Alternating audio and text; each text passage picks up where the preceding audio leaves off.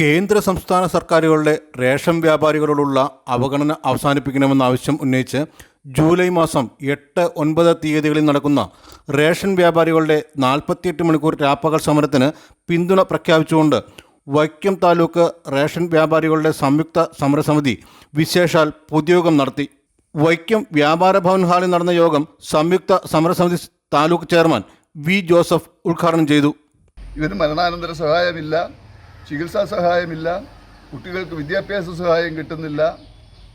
1500 രൂപ പെൻഷൻ, അതും ഇപ്പം 3 മാസമായി കിട്ടാതായിട്ട് 4ാമത്തെ മാസമാണ്. അപ്പോൾ ഇതാണ് അവസ്ഥ.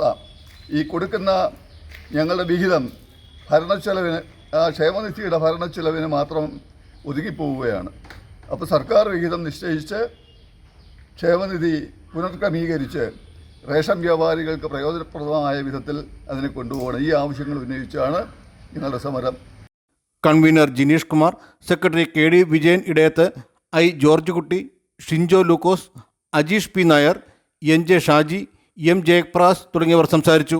റേഷൻ വ്യാപാരികളുടെ വേതന പാക്കേജ് കാലോചിതമായി പരിഷ്കരിക്കുക, അപാകതകൾ പരിഷ്കരിച്ച് നടപ്പിലാക്കുക, ക്ഷേമനിധിയിൽ വ്യാപാരികളുടെ ക്ഷേമം ഉറപ്പുവരുത്തുക, കിറ്റ് കമ്മീഷൻ നൽകുക തുടങ്ങിയ ആവശ്യങ്ങൾ ഉന്നയിച്ച് പാളയം രക്തസാക്ഷി മണ്ഡപത്തിനു മുന്നിൽ നടത്തുന്ന 48 മണിക്കൂർ രാപ്പകൽ സമരത്തിൽ താലൂക്കിലെ മുഴുവൻ വ്യാപാരികളെയും പങ്കെടുപ്പിക്കുമെന്ന് ഭാരവാഹികൾ പറഞ്ഞു.